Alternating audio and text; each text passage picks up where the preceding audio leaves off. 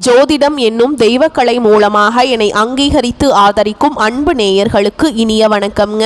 மேஷ ராசிக்கு இந்த பதிவு மூலம் அப்படி என்னதான் சிறப்பா இருக்கு அப்படிங்கிறத பார்க்கறதுக்கு முன்னாடி எம்பெருமான் முருகப்பெருமானின் ஆசீர்வாதம் உங்களுக்கு முழுமையாக கிடைக்க நான் சொல்லும் மந்திரத்தை நீங்களும் 3 முறை சொல்லிக்கிட்டே உங்களால் முடிஞ்சதுன்னா கமெண்ட் பாக்ஸில் ஒரு முறை கமெண்ட் பண்ணுங்க. ஓம் முருகா போற்றி, ஓம் முருகா போற்றி, ஓம் முருகா போற்றி.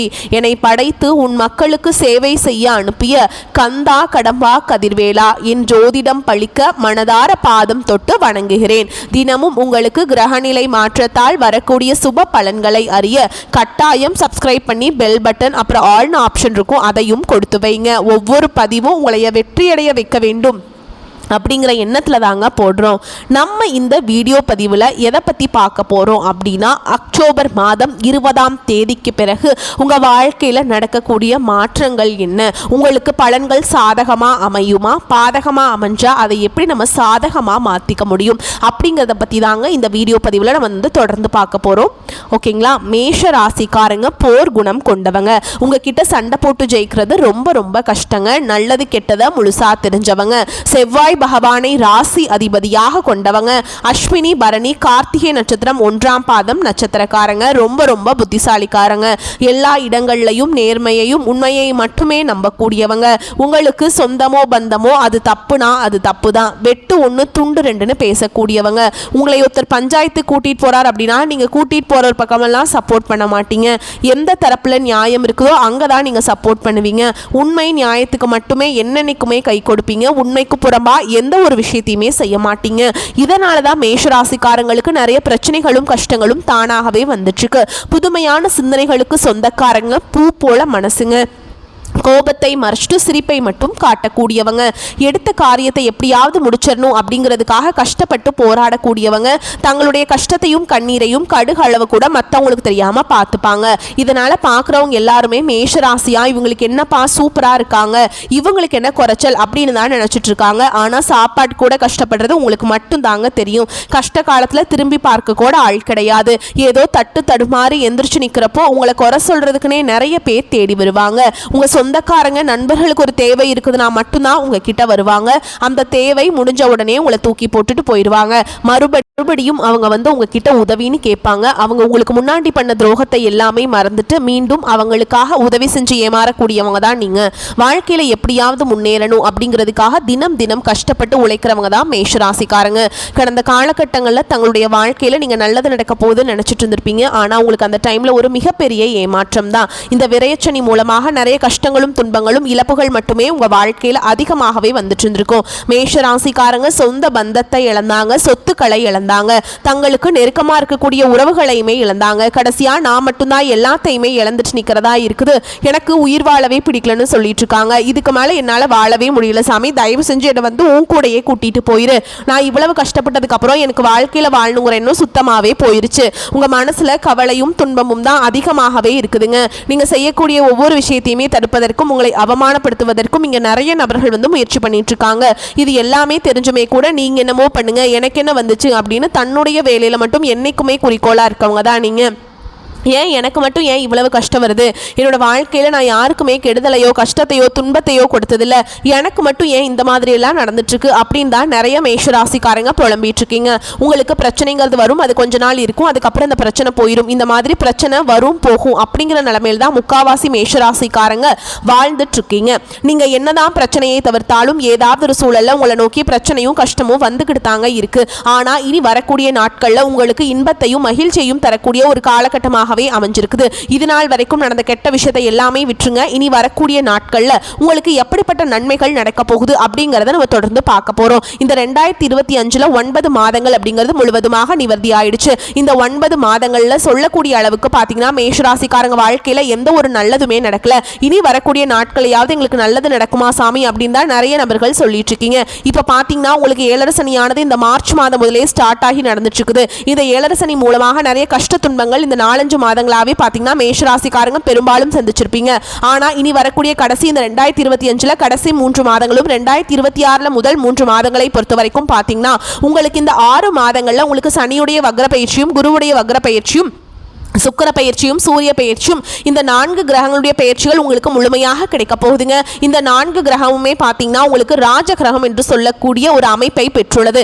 இதன் மூலமாக நல்ல ஒரு தொழில் முன்னேற்றம், நல்ல ஒரு வாழ்க்கை முறையும் கண்டிப்பாக வரக்கூடிய நாட்களில் மேஷராசிக்காரங்களுக்கு கிடைக்க போகுது. உங்களுக்கு என்னதான் 7 சனியோட தாக்கம் இருந்தாலுமே கூட இத்தனை நாட்களாக மைனஸாக செயல்பட்டு கொண்டிருந்த சனி பகவான் இனி வரக்கூடிய ஒரு 6 மாத காலகட்டங்களுக்கு சனி பகவான் வக்ர நிவர்த்தி அடைகிறதுனால உங்களுக்கு முழுவதுமாக பிளஸ்ஸாக மட்டுமே செயல்பட போறார் சனி பகவான். இந்த இடைப்பற்ற 6 மாதங்களை பொறுத்த வரைக்கும் உங்களுக்கு 7 சனியோட தாக்கம் அப்படிங்கிறது முழுவதுமாகவே குறைஞ்சு போயிடும். அது மட்டும் இல்லாம உங்களுக்கு குரு பகவான் வக்ர நிவர்த்தி ஆகிறதுனால பொருளாதாரத்துல நல்ல ஒரு சப்போர்ட்டும் நல்ல ஒரு கூடுதல் முன்னேற்றமும் கண்டிப்பா வரக்கூடிய நாட்கள்ல மேஷராசிக்காரங்களுக்கு ஏற்பட போகுது.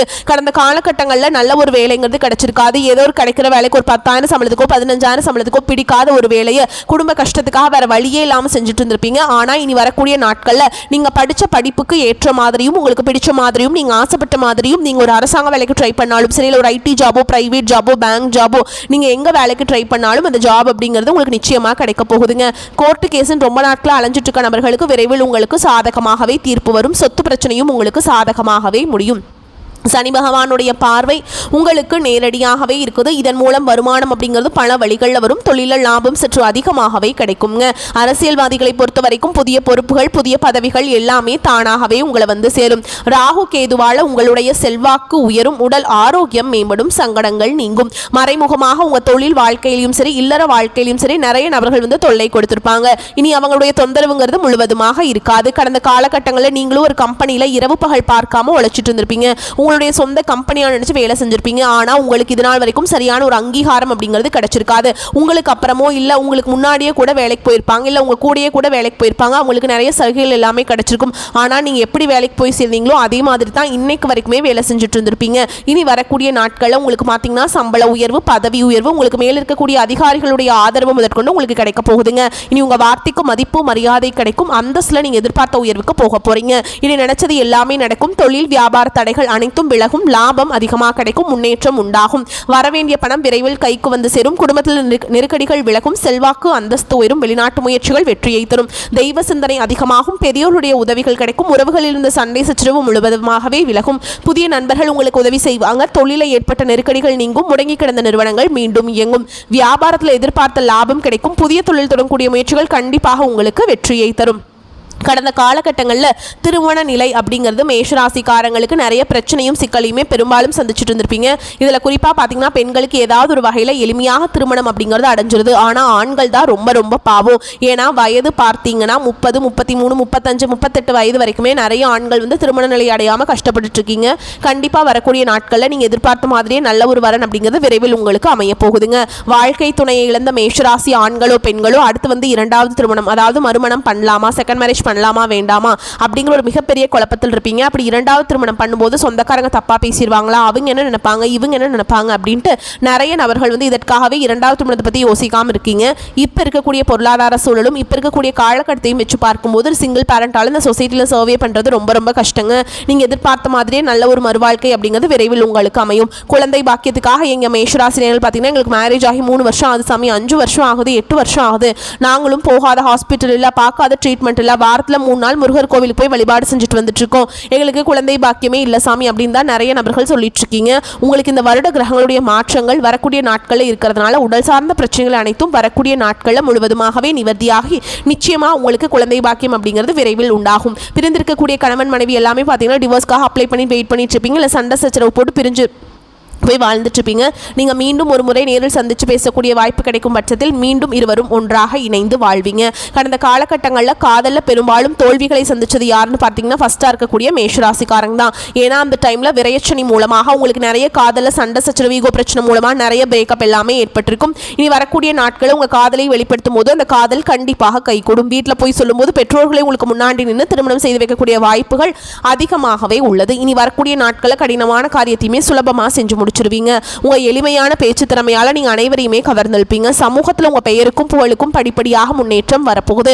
சிலருக்கு படிப்பதற்காகவும் வேலை விஷயமாகவும் தொழில் விஷயமாகவும் வெளியூர் வெளிநாடு போகக்கூடிய வாய்ப்புகள் எல்லாமே கிடைக்க போகுது. உங்க குடும்பத்தில் கடந்த காலகட்டங்களில் எந்த ஒரு சுப நிகழ்ச்சியுமே நடந்திருக்காது. இதை நினைச்சு வீட்டில் இருக்கக்கூடிய பெரியவங்க எல்லாமே ரொம்பவே வருத்தப்பட்டு இருந்திருப்பாங்க.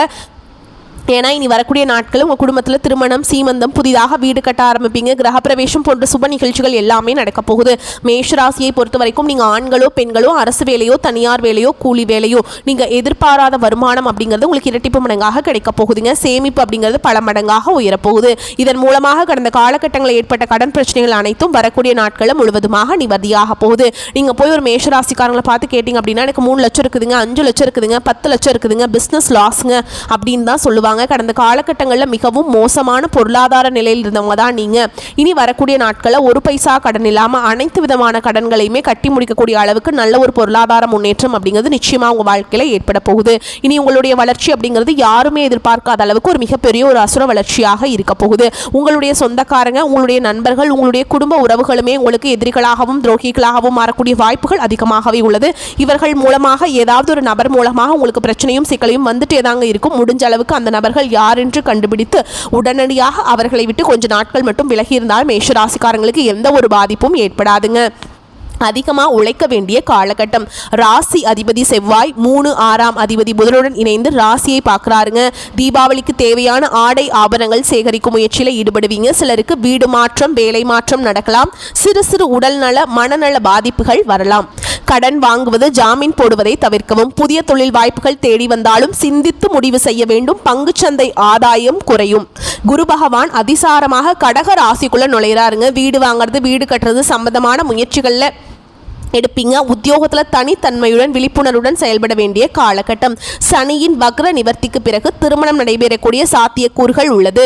முக்கிய காரியங்கள் நிறைவேற்றுவதில் இடையூறுகள், தடைகள், இழுபறிகள் வந்தாலும் தைரியமும் தன்னம்பிக்கையும் குறையாதுங்க.